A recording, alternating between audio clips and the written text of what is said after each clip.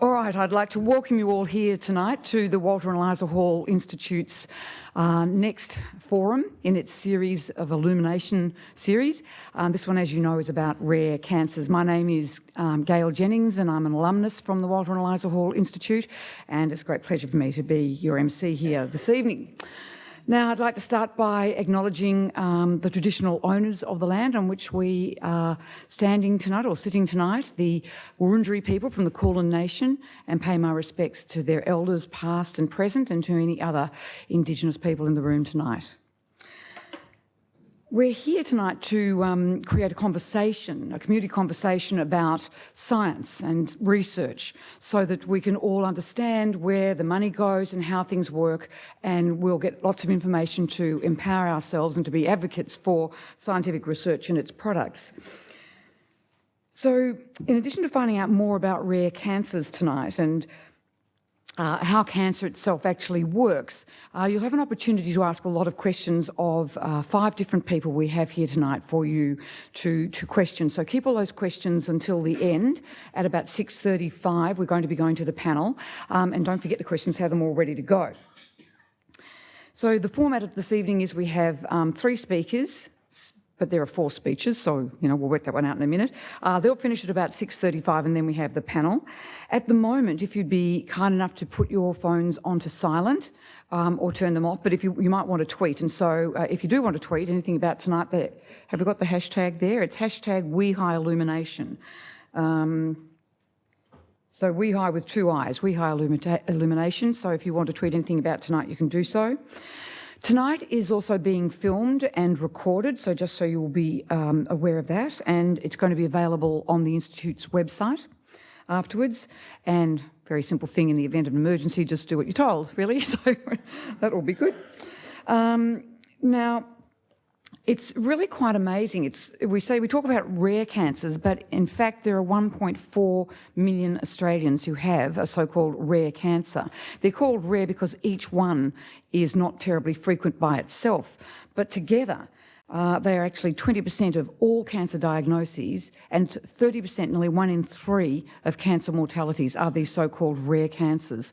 So they're individually not highly represented, but they're a huge core of cancer patients and deaths, and as such are overrepresented in mortality for their actual prevalence, and this is because they are not adequately researched and their drugs are not adequately funded, because they're rare, because of the system, really. So that's what tonight is about, is to find out all the facts and figures about rare cancers, about their biology, their genetics, their treatments, but also how you might be able to get access to what you need, and what's being done to provide better drugs and treatments and PBS listing and so on. So our first speaker is a clinician in oncology and cancer, and she also works as a scientist. Associate Professor Claire Scott is medical oncologist at the Royal Melbourne Hospital and the Royal Women's Hospital. She's also the laboratory head at the Walter and Eliza Hall Institute here, studying drug resistance in ovarian cancer, and she's the principal scientist at Cartwheel, which is a centre for the analysis of rare tumours. So please welcome Claire Scott to the stage.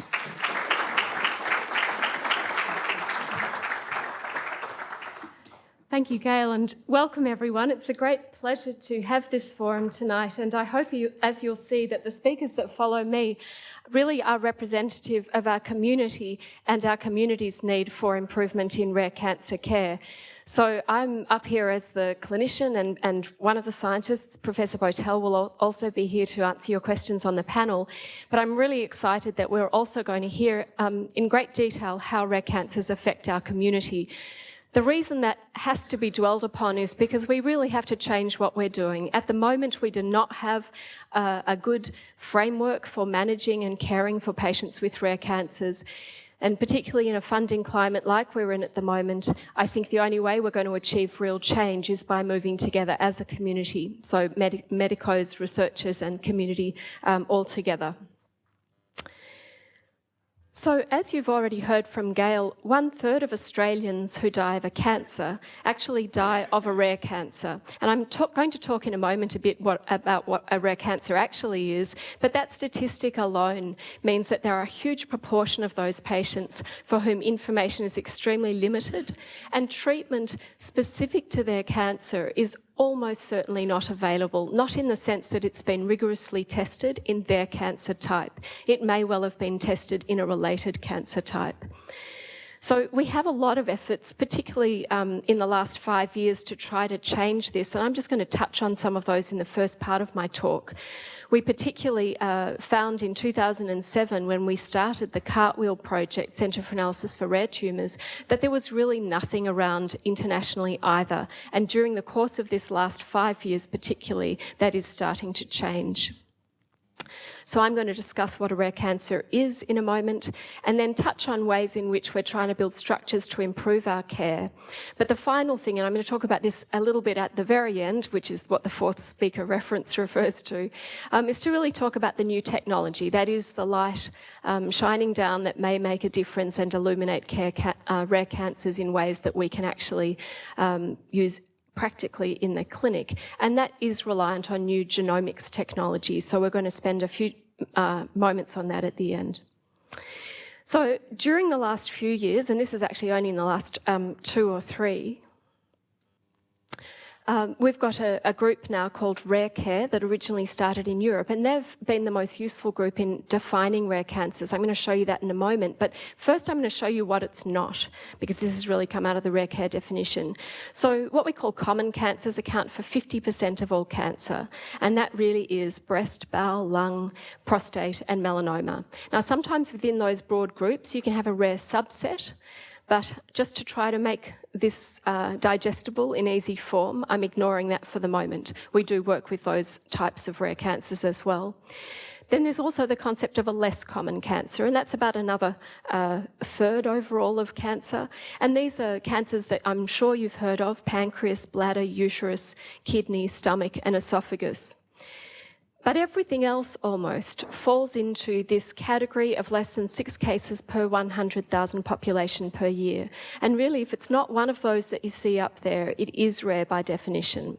So this is the Rare Care, now called the Rare Care Net group. You can go to their website, and they have a page where you can actually download the definitions of what a rare cancer is, and even the spreadsheet that lists these individual codes. We've chosen to work by that as the international standard.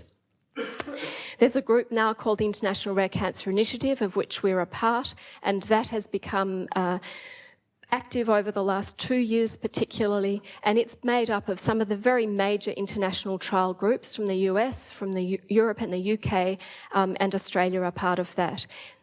There's a concept there that I want to come back to, though, because the types of projects they're starting are really very individual projects, and they're not going to, in the short term, really do much to change things for most patients with rare cancers. So just to mention about Cartwheel, so the Centre for Analysis of Rare Tumours was developed because we had patients with rare cancers, or particularly their carers, who were saying, what can we do? We really need to make a difference here. Now, BioGrid Australia is a not-for-profit organisation which deals with health data, and I like to point out that Maureen Turner, the CEO, is here tonight. We've been very grateful to BioGrid, this not-for-profit company, for really spearheading the development of Cartwheel.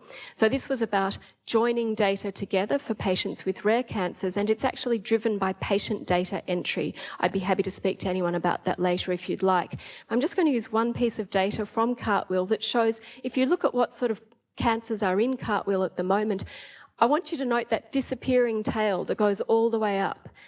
Because we can name some of them, and some of them we have quite a lot of cases for, but this is really the pattern, that at the end of the day you can do a project for this one, this one, this one, this one, maybe even some of these, but you can't do a project for each individual one of these diagnoses. So we need a way of bringing all of this together. Just to plug that of the patients who do enter their data into Cartwheel, at the end they can generate a really useful PDF summary which can be updated at any time and used as the family document. So just to mention then of these national approaches, Consumer Reports, what you're going to hear a lot about tonight, and Cartwheel is just one of those, but Rare Cancers Australia and other entities such as the Unicorn Foundation are incredibly important in supporting patients. We now have some new endeavours to bring together clinical care management for patients with rare cancers in a much more productive way than has been achieved in the past, and that's in conjunction with COSA, our lead national group. In terms of research, we have a number of different specific rare cancer studies, the concept that I mentioned before, but we can't cover everything. So now using new genomic technology, we will have the capacity to do that. And I just wanted to flag a study that is spearheaded by the Cancer Council Victoria, which is at the population level. And maybe I'll talk about that at the end. I'll just flick onto it now. So here what we're talking about is less common cancers and some rare cancers. But in this setting, there are many not included. So this is a really worthwhile project. If you are interested in one of those cancers, please go to their website. It's easy to make contact with them.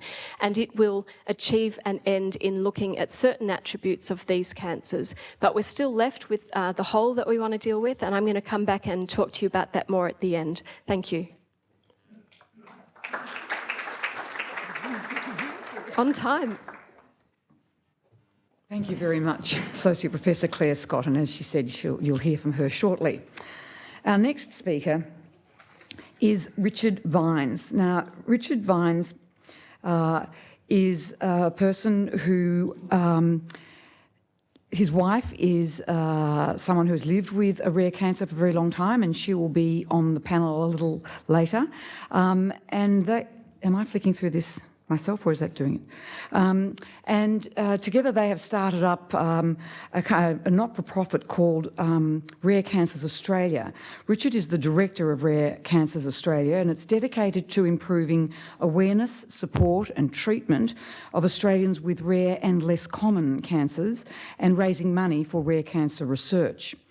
He comes from a background, they set this up about 2 years ago, I think Richard said, and it's a full-time endeavour for both of them. But Richard has 30 years' experience in establishing and running successful companies and not-for-profit organisations. So please welcome Richard Vines.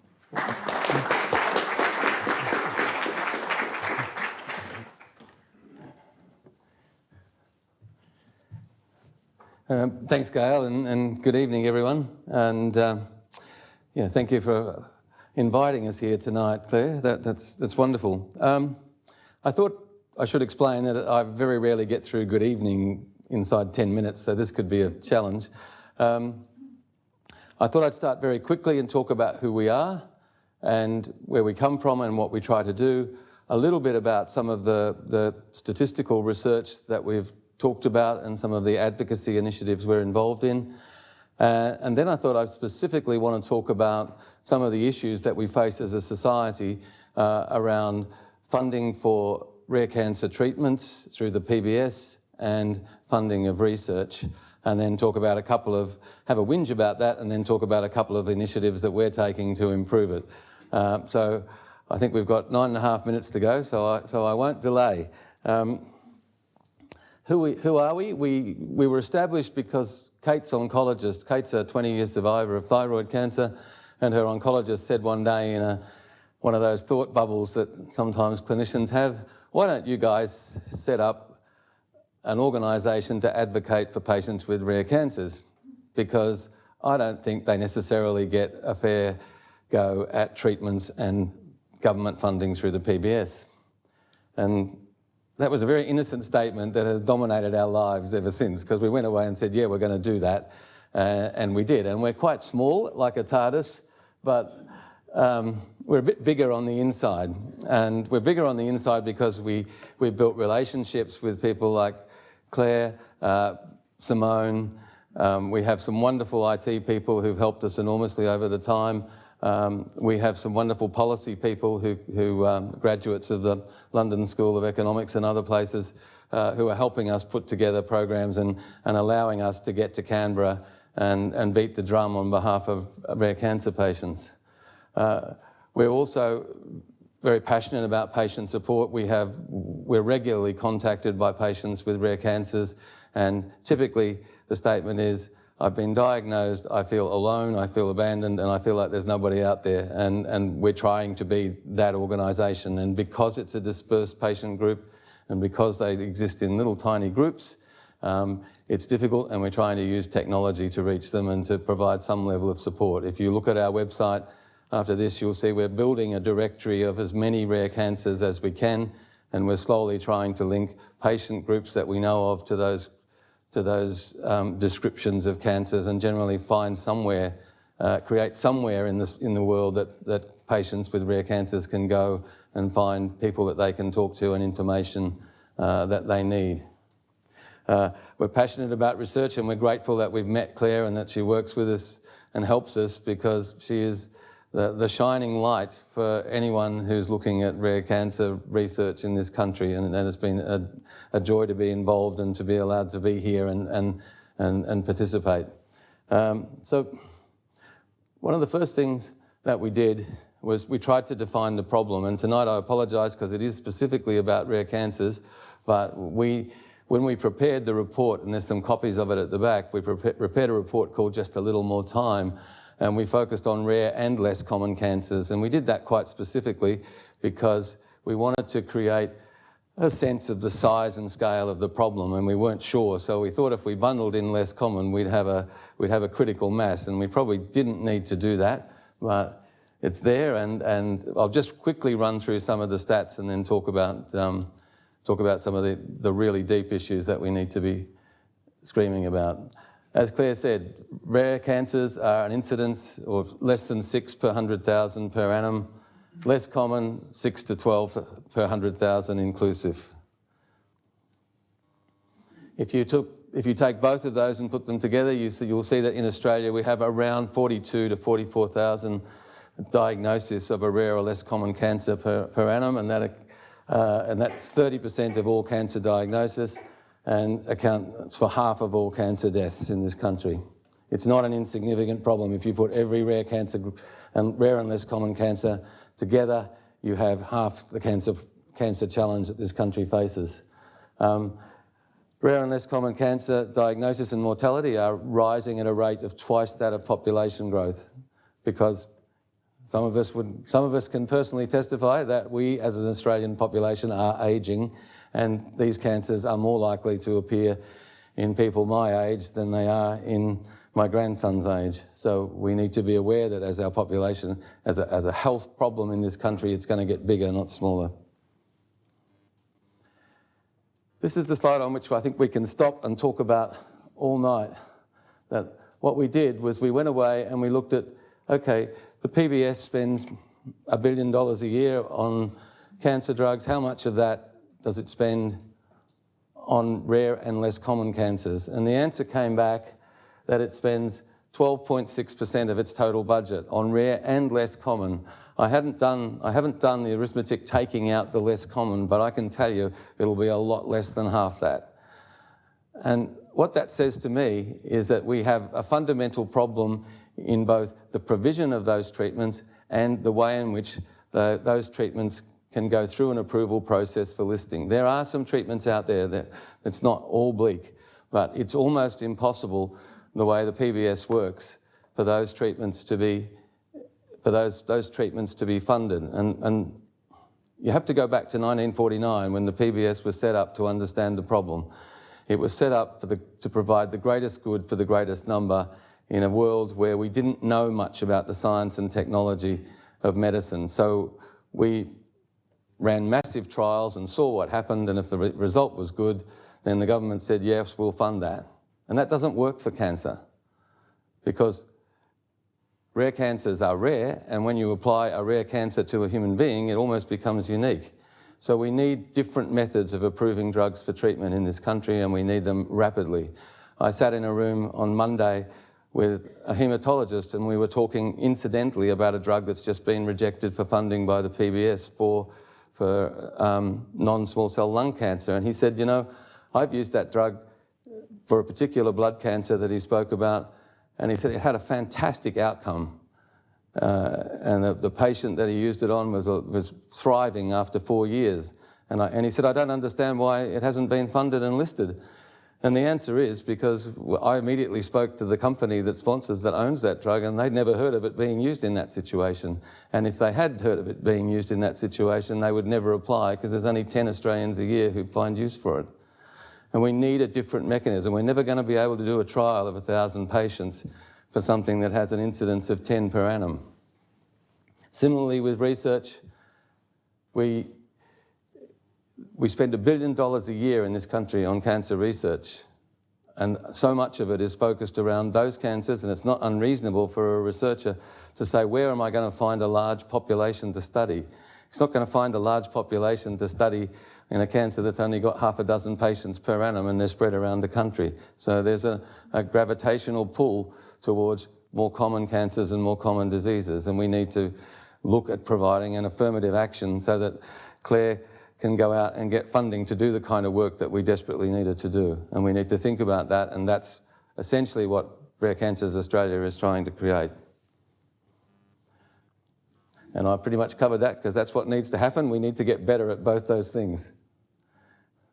I really only put that slide up there because I don't think anyone's ever seen Senator Eric Abetz laughing before. And that was, we launched the detailed version of the report that I just summarised in Canberra, and Senator Abetz was kind enough to come along and be the keynote speaker from the government. And he was lovely and very, very smiley. I said to you before that it was okay for us to go out and whinge about the lack of PBS funding and the lack of approval process for rare cancers, but we also needed to do something about it.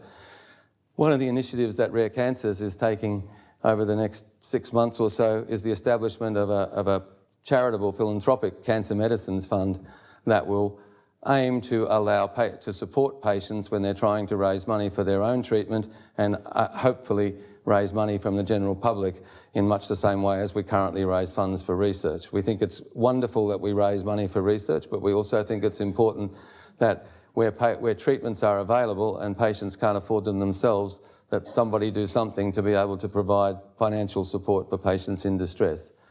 The campaign will be built around Halloween and will be targeted and called Sick or Treat. We're having a Halloween ball in Sydney on the 31st of October, funnily enough. And if any of you are from Sydney and you want to get dressed up and come along to a great ball, then you're very welcome. The important thing about Sick or Treat was something that our marketing people said to us when I gave it to them. They said, is it a question? And we agreed, it's not a question, it's a choice, and it's a choice that society has to make. And it has to make it quickly. We're also developing a mobile app which will allow patients when they go and see the doctor to ask questions and record the answers. I won't delay on that. The final point that I want to make is Professor Claire Scott and colleagues are working on a project based around molecular matching of cancers. I'm not going to try and define it other than a layman. I'm sure I'm over my 10 minutes. But essentially, if you can look, which we couldn't do 30 years ago, if we can look at a cancer and understand and break down its molecular structure and compare it to cancers for which we know more about and perhaps have treatments, maybe we can find matches. If we find matches, we might find solutions. We're passionately supporting Claire in that work, and we would encourage anybody to do the same. Thank you.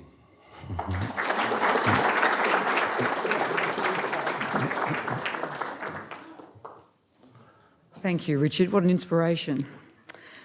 Our next speaker is Simone Laden. Simone is the CEO and the co-founder of the Unicorn Foundation, Australia and New Zealand. The Unicorn Foundation is the only Australian not-for-profit that is for neuroendocrine tumours. It's focused on them. As CEO, Simone focuses on, or it does most of her work on fundraising, marketing, communication, managing volunteers in patient support positions, as well as managing the paid specialist NET, is the neuroendocrine cancer nurse, who, amongst other roles, runs the Unicorn Foundation's telephone and internet support systems. So please welcome Simone Laden.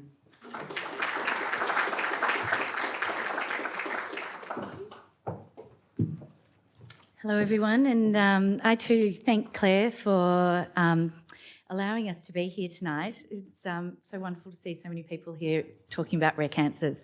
So I'm very bad at keeping to 10 minutes as well, so I've actually written a bit of a script so I get all my key messages out. So without further ado, in May 2005, my sister Kate was diagnosed with pancreatic neuroendocrine cancer with over 20 secondary liver metastases after a routine visit to the GP to re-ultrasound her liver that had shown a spot 6 months earlier. She had just celebrated her 30th birthday. What is pancreatic neuroendocrine cancer? What does your pancreas do? What is neuroendocrine? Is it brain? What do you mean she has cancer? These are all the questions that ran around our brains as a family. About 6 years earlier, my family had hit another brick wall when my youngest brother at 17 had been diagnosed with von Hippel-Lindau, a rare inherited disorder causing multiple tumours, both benign and malignant, and had already endured 2 lots of brain surgery and removal of his adrenal glands.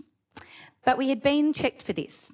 Kate didn't carry the gene. I didn't carry the gene, nor did my 2 other brothers. How could this happen to our family again? And what is the relationship between VHL and NET? We now know that NET is the umbrella for VHL. We have MEN1 patients, MEN2, paragangliomas, pheochromocytomas, all these big words that at the time we were, what is this all about? But at that time, these questions and lack of answers set us upon the path we are on today. My brother, Dr. John Laden, an anaesthetist in Sydney, banged down the doors of pharmaceutical companies, every cancer specialist, every politician, even the Prime Minister. My mum searched the web and wrote to leading specialists from New York to London to Uppsala, all whilst trying to remain normal, plan weddings and care for Kate after an operation that really, we all said, removed half her organs. This journey led us to the Peter MacCallum and the wonderful clinicians in their world-class facility. But still, there was nothing except for a Caring for Carcinoid, a patient group out of the States, that we could look to for patient support. So in late 2009, we launched the Unicorn Foundation at a ball for about 600 people at Etihad Stadium. Our mission is and was to assist and support patients and carers through support groups and access to networks of expertise, to lobby for new and appropriate treatments and investigations, to raise awareness and knowledge of neuroendocrine cancers not only within the medical community but also the general public, and to encourage and support Australian research. All of our activities always focus under these core pillars. So what have been our key successes and key learnings in the rare cancer environment? Raising awareness for a cancer that people don't understand or believe is just too complicated. Support from the medical community is vital. With John's background, we targeted our efforts at the medical associations such as MOGA, COSA, AGITG. We set up stands and we were like the travelling Wilburys. We needed to get their attention, and before long, we didn't have to teach them or educate what are NETs, as the tide started to shift and interest in this group of tumours grew. Support by the group of key clinicians and by entering MOUs with pharma around the country, our voice grew stronger. It is a mutually beneficial relationship. We need them to communicate our services to patients, and they need us to advocate and raise awareness about these tumours. Last year, we launched for the first time our NET Specialist Doctor Registry, which has been an invaluable resource. It was the first question that everyone called when they called up our telephone line, which previously for the last 3 years I had actually been manning, was who do I see? Who's a person that actually knows what these cancers are? The oncologist I've seen doesn't know what they're talking about. So that has been an absolute invaluable resource and something that the clinicians have been really, really in favour of. Patient support is vital. By early 2010, we had face-to-face patient support groups running in Victoria, New South Wales, Canberra, and later that year in Queensland and South Australia.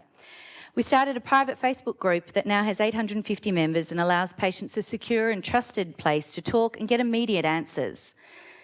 And at the start of this year, we launched the first NET Nurse support service to answer telephone and also monitor our Facebook, because sometimes that can be a little bit tricky.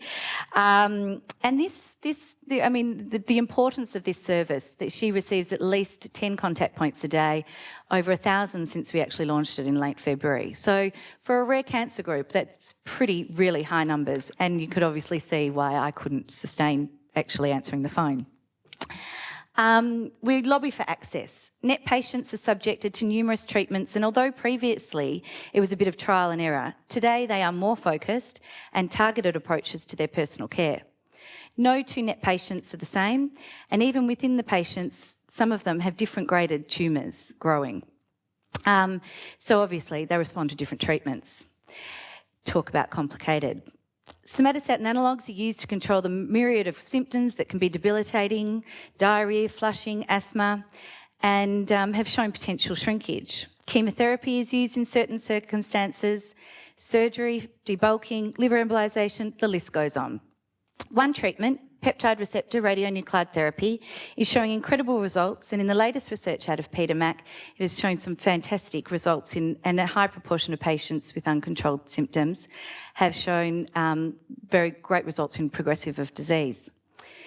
In the audience this evening, we have one of our miracle patients who I first met at a patient support group in 2010. After being misdiagnosed for about 6 to 7 years, from everything from IBS, skin rashes, she was sent to psychiatrists, which is often the case. They do think we're mad. Even a vulva specialist. She was finally diagnosed with pancreatic leukocarcinoma, neuroendocrine tumour with secondary liver mets. After one doctor saying, literally, she is a goner, exact words, she finally, under the care of the doctors at Peter Mac,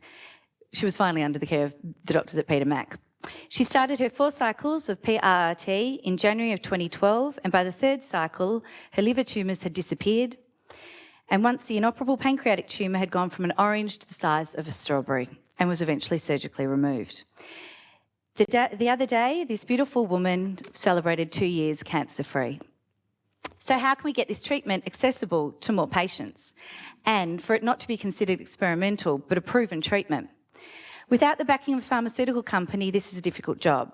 After tireless lobbying by our foundation and clinicians, in 2013, the Gillard government approved a $5 million grant to start production of lutetium, the main product of PRRT, at ANSTO at Lucas Heights facility. This was the first time production would actually be outside of Europe.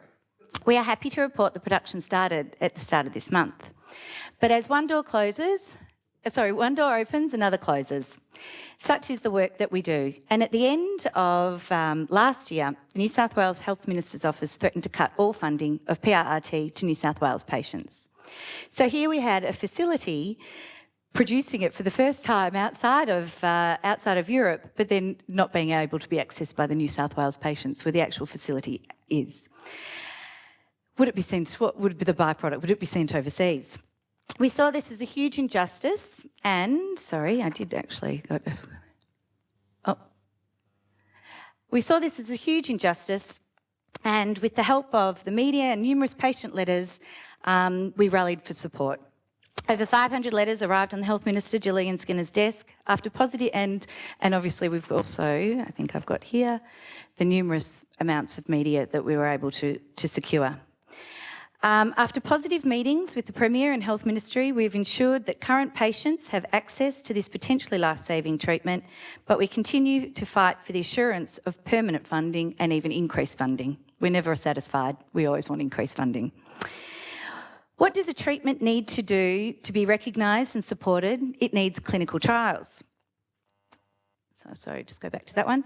After missing out on funding from the NH and MRC, for the globally collaborative Phase 3 PRRT clinical trial control nets to be conducted in 5 centres around Australia, the Unicorn Foundation is committed to provide significant funds to start it. As I said, we don't take no for an answer. How will we do this? It's through the support of our patients, friends and the community as we fundraise tirelessly to achieve this goal. This will allow access to about 200 patients for PRRT. Raising awareness in the community about a cancer that is not sexy is hard. How do we market it? We don't own an organ, we own a system. A system people largely don't understand. It is complicated, and when patients are often educating their general practitioners, how are we to educate the general public? Rare cancer groups have to be clever. We've had incredible support from some media companies and utilise billboards, petrol stations, cinema advertising, anything that anyone will give us, we take. We have had a Lord Mayor do press calls on WorldNet Awareness Day in the City Square. We've jumped up and down with foam unicorns on Channel 10 weather. We've done AFL football matches at Etihad. We've done the craziest things to get attention. And it has worked, but we always need to do more. We don't have famous or sports star ambassadors. Our patients have shared their stories and opened their lives up to the media in the hope that their story will save somebody else's life. Our family built the foundation based on our experience, but without the support of clinicians, patients and their families and networks, we would not be able to achieve what we can and what we have. With no government funding and relying solely on fundraising to maintain our services, this is no mean feat. In this rare cancer landscape, patient groups have many disadvantages, but we do have the advantage of being first. We are not shackled by what others have done before us, and we need to create the opportunities by working together to make our voice louder. So thank you for listening.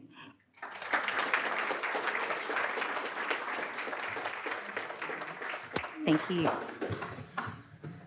What an amazing family. The great difference you've made. Thank you. I'd now like to welcome Associate Professor Claire Scott back to the podium for her final remarks about genomic projects. Thank you, and I will be incredibly quick. I just wanted to make 2 points. The first is that I really believe that you've heard these extraordinary stories from some of the best people equipped to speak to you on this topic. The advances that Richard and Kate and Simone and her brother have made are just extraordinary, and they've done it against great odds. So this is the thing, they are making the future, and we are very proud to stand beside them and then to try to achieve goals together. I just wanted to go back to the concept of molecular matching. So we haven't really talked about this much yet because the timeline is very tight, but the image I'd like to give you in your mind is that a cancer cell, under its own control, has the capacity to evade all of our best efforts to control it. So the way a cancer cell is wired, the one that gets away from the drug we're giving a patient is the one that will survive and divide and come back and cause that recurrence or progression or progressive disease. That's what kills patients. So what we need to do is understand the wiring of that cell. So if you think about the wiring inside a cell and think about your iPhone, don't use it when you're driving. Lots of things you can and can't do with it. Apart from that, we don't really care what's on the inside. But there's a huge amount of technology and much more than went on computers, into space until recently. So incredibly high power. But looking inside a cell is tough, and we can look at it at various levels, but to really look at it at a level that allows us to understand what's driving it, what's driving its survival and what allows it to get around a drug, that is a complex picture. Now, genomics is a way of looking at the gene wiring, and the technology is rapidly improving, and Professor Botel will speak to you about that with some of the stories that he has for you. The detail doesn't matter so much as to say we're never good enough at it, we're always trying to get better. So what we want to do is understand the wiring of these cells, and there are a variety of different topics or projects like this around the world. But what we want to be able to do is to take patients who have rare cancers that have features that are particularly suggestive that we're likely to find a gene or some wiring that we can do something about. So to start with, we just want to be able to do this for 100 patients. That's what Richard is trying to help us raise money to do. We would then use the surgical specimen for the patient or a new biopsy with consent, arrange for that sample to be shipped for testing at Peter Mac. Now, this testing result can then actually be viewed by a panel of experts because, as you've already heard, GPs, specialists, cancer specialists, and even super cancer specialists can only cover so much. And what we're talking about with rare cancers is a huge breadth. So this molecular tumour board is a room full of 30 people of different disciplines who have different expertise. So we would certainly advocate that any of this testing be looked at by a group of specialists. And the outcome is to provide a result to the doctor and patient that might suggest a particular treatment. Now, if there is a match that can be made, either because it looks like something common or because it looks like something that we know should respond to a drug, then the outcome is that a drug is recommended. Now, as you've already heard from Richard, getting that drug's going to be tough. So the next outcome was drug actually available? And so in fact, the outcome of did the tumour respond and did the patient live longer, that's actually a very hard question for us to be able to answer out of 100 patients, but this is a beginning. If we don't do this in Australia with panel testing within Australia, it remains incredibly expensive. To do this privately, this similar sort of test costs $1,000. There are a couple of groups that do it. One costs $7,000. Now, we can't do that within the NHMRC system, and we should want to develop this sort of expertise in Australia, and that's exactly what's happening. So this is just one example for you of where we're headed. Now, this doesn't mean that it's easy. It just means that without it, we have patients dying without directed specific care or treatment of their cancer. So I really am delighted to be able to go through this process with you tonight, and we'd welcome your questions, and we certainly welcome any support as we go further on this journey. Thank you.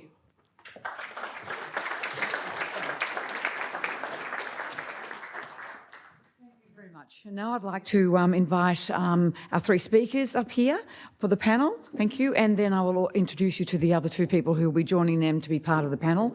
And then you can get your questions ready and we can ask lots of questions. There's should be at least one person with a microphone over there. So put your hand up ahead of time so that I can direct you to her, or her actually to you, and speak right into the microphone when you do ask your question. So whilst those panellists get together, I will introduce our extra two people who are going to be on the panel for us.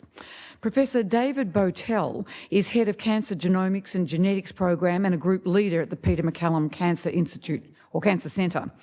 His research focuses on ovarian cancer, genomic analysis of cancers, and the genetic base of cancer resistance. He's the principal investigator for the Australian Ovarian Cancer Study, one of the largest population-based cohort studies of ovarian cancer in the world, including almost 3,000 women. And he leads a project on cancers of unknown primary origin, using genomics to develop better diagnostic tests. So please welcome Professor David Botel. Thank you. You were all completely immersed in watching that chair scenario, weren't you? I could see you were all just like, how are they going to do this? And our other special guest on the panel is Kate Vines, who's founder of Rare Cancers Australia. She's the founder and inspiration behind Rare Cancers Australia. She spent the past 20 years, as you heard from her husband Richard, living with a rare cancer and is dedicated to improving outcomes for people with rare cancers. So please welcome Kate. Now, before we bounce into the audience, we've had a couple of audience-submitted questions online before the forum, so I will ask them first, if I may. And I'll start with a specific question for David Botel. David, you've been a leader in trying to work out how best to treat patients who have a cancer from an unknown site. This is one form of rare cancer, and it's very difficult for the patient and family, as it's not clear at all what sort of cancer it is, nor what type of treatment would be best. Can you tell us about your study trying to match the genetic wiring of those cancers to a more common cancer type, like we've just heard from Claire, or to a known treatment that might be associated with that cancer type? So really just give us an example of what Claire was just saying about the genetic matching. Yeah, can you hear me okay? Is the mic picking it up? Yeah, so carcinoma of unknown primary cup are really challenging because the starting point for treating anyone with cancer is where does it come from? You know, it's a breast cancer or a kidney cancer or bowel cancer, but in the case of a cup, you can't even get off first base, as it were. So really what we've been doing are two things. The first thing is to try and figure out better where it actually did come from. And so we developed a genetic test or a genomic test that can pinpoint the likely site that the cancer arose from, with probably around, we think somewhere between 70 to 90% accuracy. And so that can channel patients into essentially conventional care. And it can be very useful in terms of, for the patients, in terms of providing some certainty through cutting through the whole process of the witch hunt of trying to figure out where the cancer came from, and in directing them to drugs that are available for known cancers. So that's a test that we developed in collaboration with a pathology company called HealthScope, and it's now available. It's one of 2 tests in the world that are available to patients with CUP.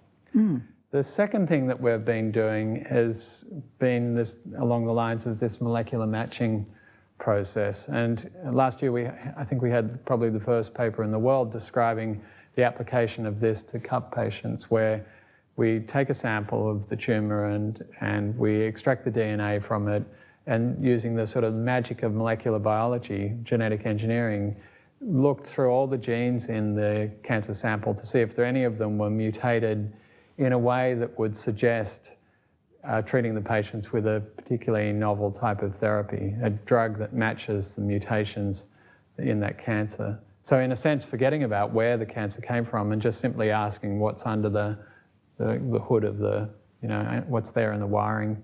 And in about, not quite a majority, in about a little under half of the patients, we could see things that if they had been known about at the time might have affected the care of the patients. These were all patient samples that were in a tissue bank and collected it from a number of years ago. So now what we're doing is bringing all this together in a study called SUPER, Solving Unknown Primary Cancer, sort of an ambitious name, to see when we apply both these things, the diagnostic test and the profiling test, whether we can improve the outcome for patients. And so SUPER's now running. It's funded by Cancer Australia and through the Victorian Cancer Agency. And this is with my colleagues, Penny Schofield and Linda Malishkin, and CUP patients from around the country are being enrolled into SUPER.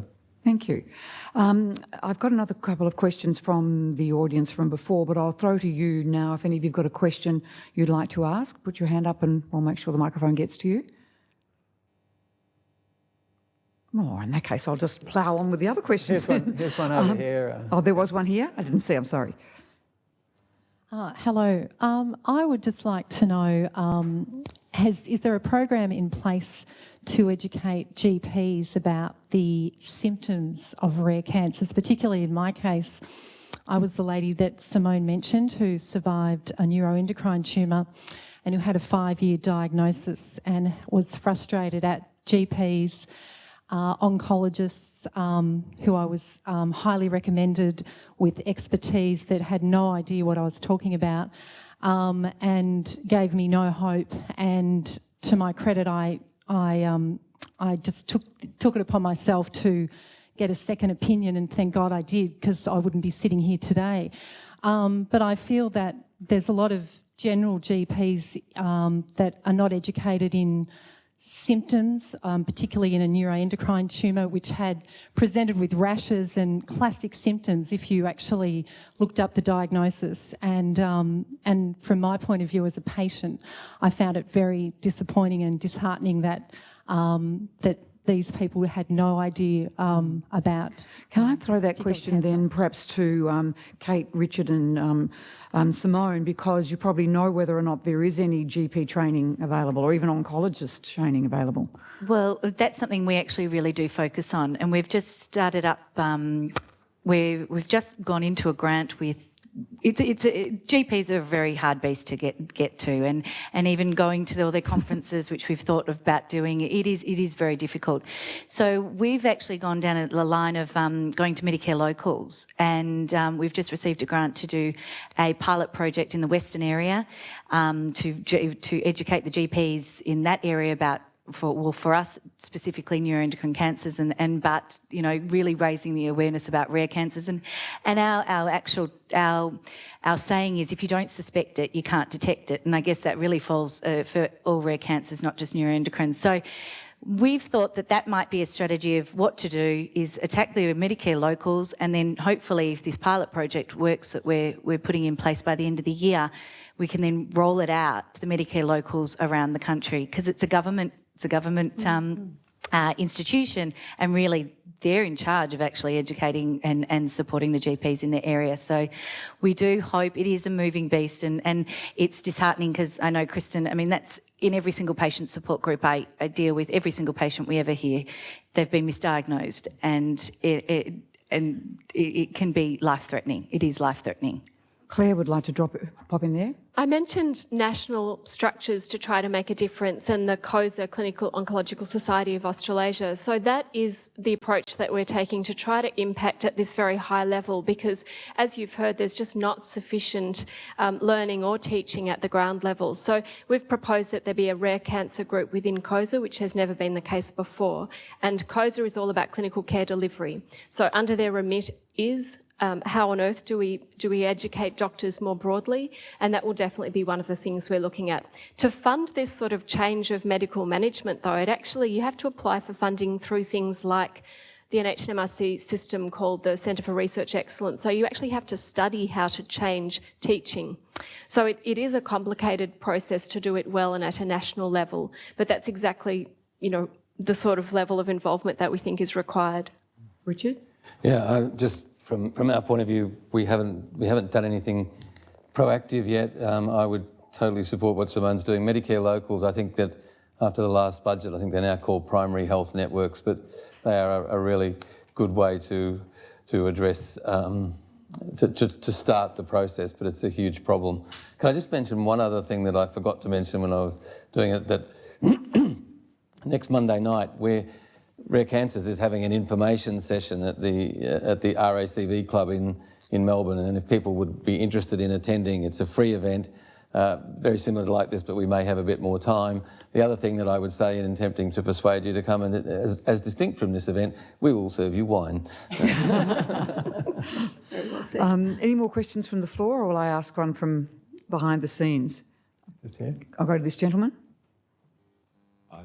Thanks for your presentations. I just wanted to ask about some of the emerging sciences on doing a blood test, liquid biopsy. I know that Peter Mac is doing this, and I think that would challenge the question as a wellness test and the cost of genomic sequencing coming down, that your statement that if you can't suspect it, you can't detect it. Because if it was a wellness test that happened on a recurring basis, you could have the big data analysis to actually show that detection. So I just really wanted to see where you see or where you think the science will emerge into a practical reality. I'll go to David on that. Yeah, so I think what you're talking about is to essentially a screening test of the world population to see if they've got circulating tumour cells or free DNA that might have come from an occult tumour that's not detected clinically. And you pick it up in a way and detect it before it becomes a clinical problem. Is that what you're asking? So there is free particles or material. Just use the microphone. Especially in prostate cancer. So we're trying to do some work. I'm involved with a startup. We're trying to do some work with Peter Mac on this area. Right. So especially in prostate cancer, you can do a blood test which will produce some of the genomic material. Yeah, so you're actually talking about the genomic matching, or the genomic thing, not circulating bits and pieces of tumour, or you're looking at the genome of the tumour that's present in the blood sample. Is that what you're talking about? Yes. Yes, as that's right. a liquid biopsy as opposed to taking a needle and doing a biopsy. Yeah, so we're actually trying to do this at the moment for ovarian cancer, and I can tell you it's pretty challenging even with current technology. So basically the idea is that you pick up in the circulation pieces of DNA that have been released from a cancer cell, and you can tell that they actually have come from a cancer cell because they're changed in a way that only should happen in a cancer cell, not in a normal cell. So in the ovarian cancers that are genetically related, those women tend to develop a type of ovarian cancer that has a very specific mutation in it. It's in P53. 100% of them, we were the first to show that 100% of them have P53 mutations, and you can actually tell that it's defective because there's a huge database of these mutations. And so we have been doing exactly what you described, isolating the DNA from women with ovarian cancer and using next-gen sequencing and finding these mutations. And we can find the mutations, and now we're working our way backwards into women with less and less and earlier stage cancers that were detected a long time ago, but the samples were banked. And the technology, I can tell you, is just not there yet. It's just not sensitive enough to go far enough. You can certainly detect cancer in someone who's got cancer, but that's not really what we want. We want to be able to detect it when it's tiny, way before it becomes clinically apparent. And the challenge there is just having enough of these fragments in the circulation, because they don't last very long. They only last about an hour and a half. And you simply, I mean, the ideal thing would be actually to have a device that sat in the circulation and collected these over a 24-hour period, and then to sequence that. And that way you could sample the whole circulation over a period of time. At the moment, the best efforts is to take a few mils out, and there's just not enough of these fragments in the circulation to detect them. The other major problem is the sequencing, although it's incredibly powerful now, we're right at the level of detection where we can detect the difference between a signal and a noise. So I think it'll come, but at the moment it probably needs a substantial technology leap, and perhaps that's what your startup will provide. But also I would imagine, David, and this is where Kate, Richard and Simone and people like them would come in, it's going to need a lot of fundraising, because it's not going to be cheap. If everybody in the population is going to have a blood test that includes some kind of scan for, cancer genome, Right. Well, I would imagine that's going to be incredibly expensive, let alone privacy issues and so on. Who's going to fund it?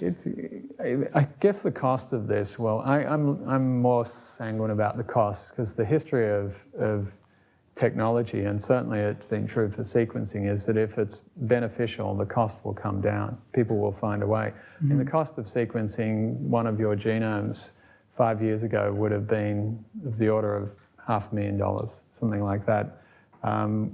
We could do any one of us now for about $1,500. So, technology will find a way if we can demonstrate a benefit.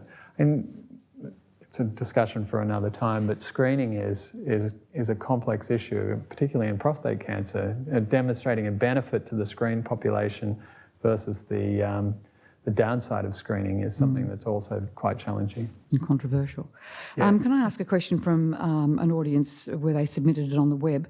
This would be to Claire. What research, or perhaps Claire and David, what research is being done beyond chemotherapy and radiation treatments for pancreatic or other rare cancers? I mean, I suppose we're talking very much now about the genomic matching.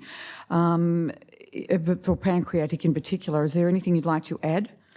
Sure, I guess as David has mentioned, for ovarian cancer, we've been trying to identify some particular molecular flags or gene flags that can help us direct molecularly matched treatment. So for pancreatic cancer, we do know something about the genes involved, although it's been a real black box. That resulted in a very focused group in New South Wales concentrating on pancreatic cancer and the pancreatic genome in great detail over the last 5 to 10 years, and they were involved in a really major publication citing those sorts of gene changes. The problem with a cancer like pancreatic cancer is a bit the same for ovarian cancer, is there aren't large groups within pancreatic cancer that are similar, so you really have to have a very drilled down approach to try to find a gene wiring that you can attack in a reasonable number of pancreatic cancer cases. So for some of the pancreatic cancer cases, there are these inherited genes that are associated with breast and ovarian cancer, and that is providing a source of targeted therapy. We have a drug called a PARP inhibitor that we know works in some women with ovarian cancer and sometimes in breast cancer, and that is working in a very small subset of patients with pancreatic cancer. And a clinical trial will further follow on from some exciting data that was presented from a very early clinical trial. That example really just shows you what we need to try to keep doing more of, because that really only is relevant for about 5% of pancreatic cancer. So can I just make the distinction between having your own DNA tested for a gene that we know predisposes to cancer, like the BRCA genes, which you could have a DNA profile, or actually looking for the genomic sequence of the mutation of the cancer that you have? Would one of you just spell out that difference? Because I think that might be in terms of your approach when you're seeking help. You go. Yeah, so every one of our cells has this DNA in it, and it can be a little hard to conceptualize what that is. I mean, it's basically the operating system. It's like in a laptop, it runs on Windows or Mac OS or something like that. Our cells have an operating system, and it just happens to be made of DNA. And that DNA is broken into, or comes in chunks of information, and each chunk is a gene, and a gene's enough to make a protein, and proteins are the things that you can see in us. You know, our hair, for example, is made largely of keratin. It's a type of protein, and so on. So there's about 20,000 of those things. So thinking about the laptop analogy, we are born, all our cells, well, starting with a single cell from the mother and father. You can't go back too far. Can't go back too far. Time. And creates a person. All those cells have that same operating system in it, and you can be born with some defects in that operating system. So if you carry a mutation, a defect in the BRCA1 gene, there's an increased risk of developing breast or ovarian cancer. And then that operating system can also be corrupted during life, and they're what are known as somatic mutations. So really what Gail's talking about are looking for gene mutations that are involved in inherited risk that you're born with, or mutations that occur along the way in cells through, for example, the impact of smoking or UV light, you know, sun exposure and so on. So the tests that we're talking about sometimes involve testing an individual to see if they're carrying one of these mutations, and that confusingly is taken from the blood because that's just a convenient way of getting normal DNA. But then there are also these tests where you actually test the tumour and you're looking for the changes that have occurred during life in the tumour cells, and they're the somatic mutations. Thank you. Perfect. I want to ask you a question, if I may, Kate. I know it would have been very different 20 years ago, but if you met someone, which you are doing all the time, who appeared to have a rare cancer now, what would you tell? Where would you tell them to start? Well, for me, because it was 23 years ago, it was before the internet, so it was very difficult. The doctors that diagnosed me had basically no idea. I think it's much easier today that, you know, you can do a lot of research on the net. Sorry, would you go to, say, to your organisation? Would you? Would the best thing to do is to look for support for rare cancers or something like that? Well, we certainly. What do you tell your people? We get a lot of phone calls for people, and if we're not aware of what, if there are support organisations out there, we will go and research and contact as many people as we can to help find. Right. So you will link them in. We're building a database of the support organisations around. Right. And Richard, do you want to add to that, or Simone? Yeah, look, I mean, we get people coming to us who with neuroendocrine tumours, and we send them on to Simone, and we get other people coming with other tumours, and because essentially a support organisation, an advocacy organisation like us, I mean, Kate and I get up at very early in the morning, and we work in this space as patient advocates all day, every day. So. We're not counsellors, but we build up a body of knowledge that says that we know where to look. And I guess, and sometimes when you're dealing with patients who have just been diagnosed and they just don't know where to start, and it may be that the thing they want most is to talk to someone else who has been diagnosed with the same cancer, and we may know someone. It may be that they just need some guidance on what's possible, what's available, and we can point them in a direction or point them to a clinic, and we're not, we can be helpful without being experts, if you know what I mean. And sometimes the most important thing in the world is just to talk to someone like Kate, who's been through the process, who understands that eating isopoles when you're getting particular type of chemotherapy is a really clever idea. I'm so sorry that we're going to have to leave it there, but you are all invited for some refreshments, which don't sadly include wine, in the Tapestry Lounge outside, so you can ask more questions then. But it would seem at this stage that probably the best place to go for information that's not specifically scientific is through the people you've heard from tonight, Simone and the Vines, and their web pages and their information will be on the Walter and Eliza Hall Institute website too, as will the recording of tonight. So it just remains for me to thank all of you for coming out on a cold Melbourne winter night, and to thank our panellists so very much for their input. Associate Professor Claire Scott, Professor David Botel, Richard Vines, Kate Vines and Simone Laden. Please join me in thanking them.